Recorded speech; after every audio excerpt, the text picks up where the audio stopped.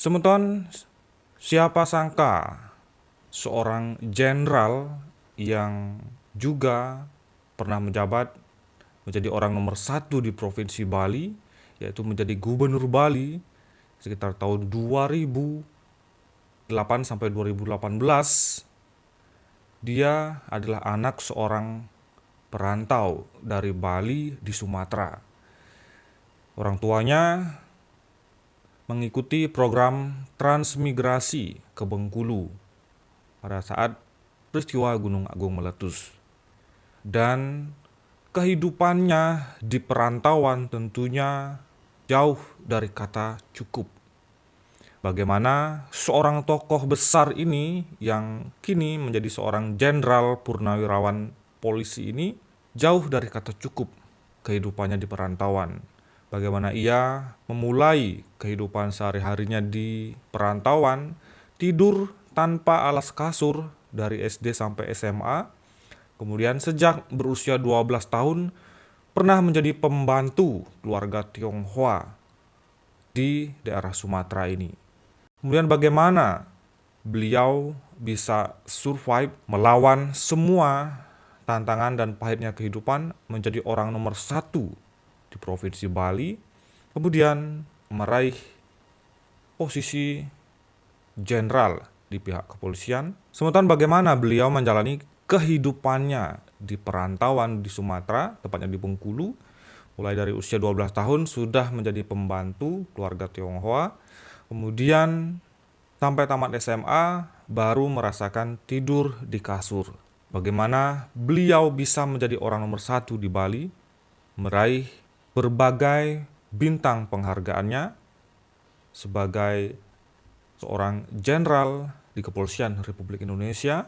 Kemudian inilah kisah selengkapnya, kisah tentang seorang perantau Bali yang merantau dari Bali ke Sumatera dan kemudian sukses kembali ke Pulau Bali dan bahkan menjadi orang nomor satu di Bali. Bersama saya Syukurata Isna Channel, inilah informasi selengkapnya untuk Anda. Selamat menyaksikan.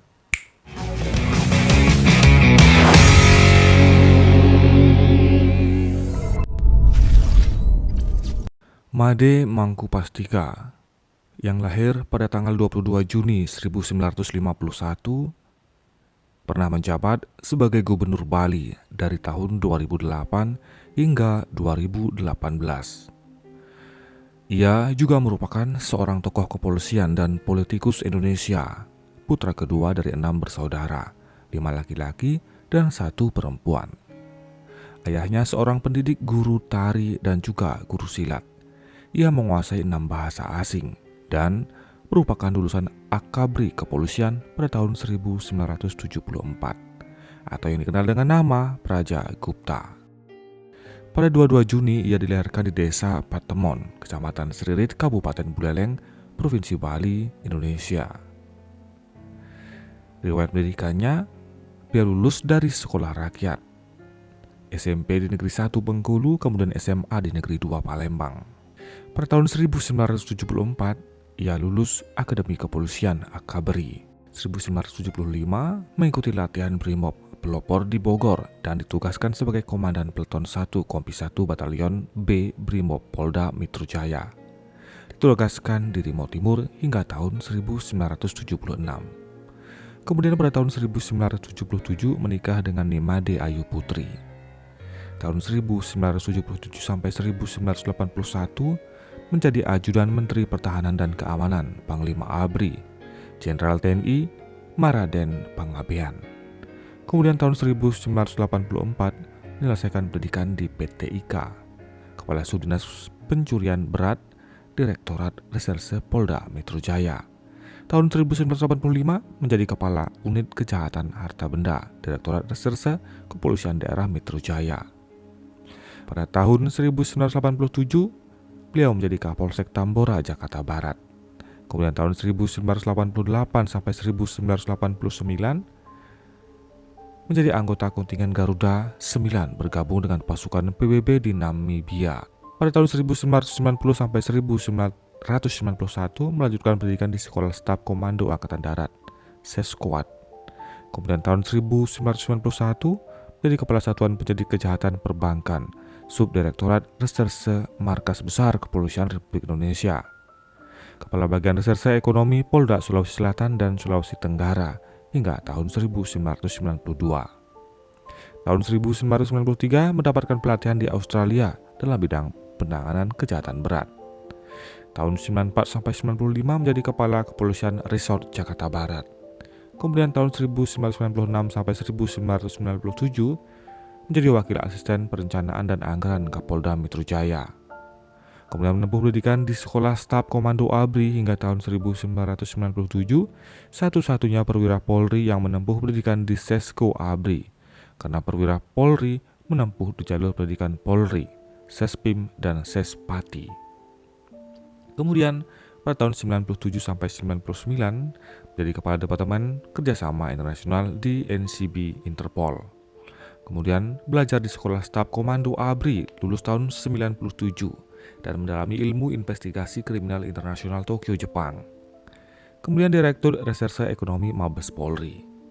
Kemudian menjadi Kepala Departemen Informasi Markas Besar Kepolisian Republik Indonesia, serta Korserse Polri sampai tahun 1999.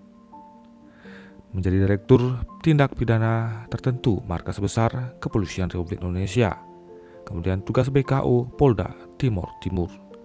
Kemudian tahun 2000 menjadi Sekretaris Interpol Markas Besar Kepolisian Republik Indonesia, Sekretaris NCB Interpol Markas Besar Kepolisian Republik Indonesia, kemudian Direktur Reserse Pidana Tertentu Sekretaris NCB Interpol.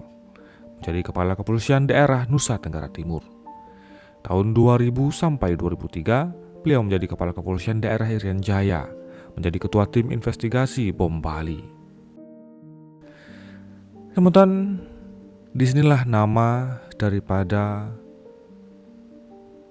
Mangku Pastika menjadi terkenal saat menjadi Ketua Tim Investigasi Bom Bali. Pada tahun 2003-2005, Ketua Tim Gabungan Investigasi Bom Bali, menjadi Wakil Kepala Badan Reserse Kriminal Mabes Polri dan Kepala Kepolisian Daerah Bali. Tahun 2005 sampai 2008 menjadi Kepala Pelaksana Harian Badan Narkotika Nasional. Prestasinya antara lain mengungkapkan pabrik ekstasi terbesar 3 di dunia yang berada di Cikande, Tangerang, Banten. Kemudian ia nonaktif dalam jabatannya di Badan Narkotika Nasional sejak 1 April 2008 untuk berkonsentrasi dalam kampanye pencalon dirinya sebagai Gubernur Bali.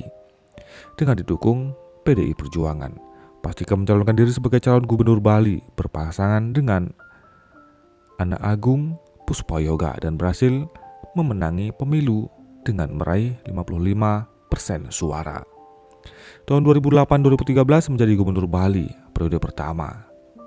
Pada periode ini, Madia Mangku Pastika menggugat Bali Pos karena dinilai telah memberikan sebuah berita bohong terkait konflik desa adat atau pekraman yang terjadi di Kabupaten Kelungkung. Berdasarkan vonis Hakim Pengadilan Negeri Denpasar, Bali Pos dinyatakan bersalah dan dihukum untuk meminta maaf kepada Mangku Pastika selaku Gubernur Bali secara terbuka di media massa lokal dan nasional selama 7 hari berturut-turut. Kemudian 2013-2018 menjadi Gubernur Bali periode kedua. Dalam Pilgub Bali 2013, Imade Mangku Pastika berpasangan dengan Iketut Sudikerta, Ketua DPD Golkar Bali yang diusung oleh Partai Golkar, Partai Demokrat, dan partai pendukung lainnya, berhasil mengalahkan Puspayoga yang berpasangan dengan Dewa Nyoman Sukrawan yang diusung oleh Partai Demokrasi Indonesia Perjuangan PDIP. Apa saja sebenarnya penghargaan yang sudah diraih oleh anak transmigran Bali yang transmigrasi di Bengkulu ini, teman-teman? Setelah menjadi anggota Kepolisian Negara Republik Indonesia tahun 74 sampai 2008. Persisnya pada tahun 1974 sampai 2008 dan Gubernur Bali periode 2008 sampai 2018, ia telah menerima sejumlah penghargaan baik di dalam maupun luar negeri. Yang pertama di antaranya Bintang Mahaputra Utama 13 Agustus 2013.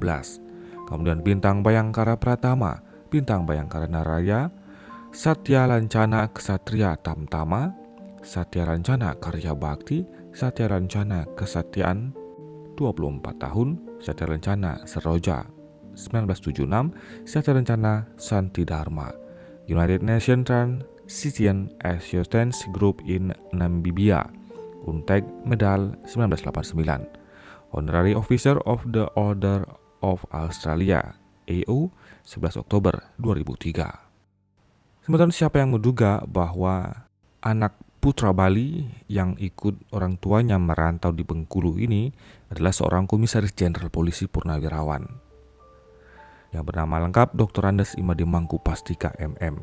Seperti dilansir pada tribunbali.com Denpasar, Imade Mangkupastika dalam orasinya di podium Bali bebas bicara apa saja di lapangan di Mandala Renon pada hari Minggu tanggal 11 Maret pada saat itu tahun 2018. Saya juga orang miskin dan transmigran. Saking miskinnya saya transmigrasi ke Bengkulu, cari hidup. Tahun 2002 baru pulang ke Bali saat bom Bali 1. Baru saya tahu Bali, kata mantan gubernur Bali, Imade Mangkupastika dalam podium Bali bebas bicara apa saja. Pada saat itu hari Minggu tanggal 9 September 2018 pagi. Ia mengatakan perjalanan hidupnya bukan dimulai dari nol, namun dari minus. Di rantauan saat menjadi transmigran, supaya bisa sekolah SMP, ia pergi ke kota sendiri. Mangkupastika sendiri pernah menjadi pembantu rumah tangga pada keluarga Tionghoa di Bengkulu selama 3 tahun. Pengalaman menjadi pembantu rumah tangga bagi seorang anak yang berusia 12 tahun jauh dari kedua orang tua di daerah yang sangat asing dengan budaya yang sangat berbeda telah membentuk karakter Imade Mangkupastika yang meyakini kerja keras dan disiplin untuk mencapai sukses, namun terkadang emosional dan sentimental. Kemudian, setelah menamatkan pendidikan di SMA Taruna Palembang, Mangkupastika mencoba melamar menjadi taruna akabri kepolisian, mengikuti jejak langkah teman-teman sekolahnya, meskipun cita-cita awal menjadi guru seperti ayahnya.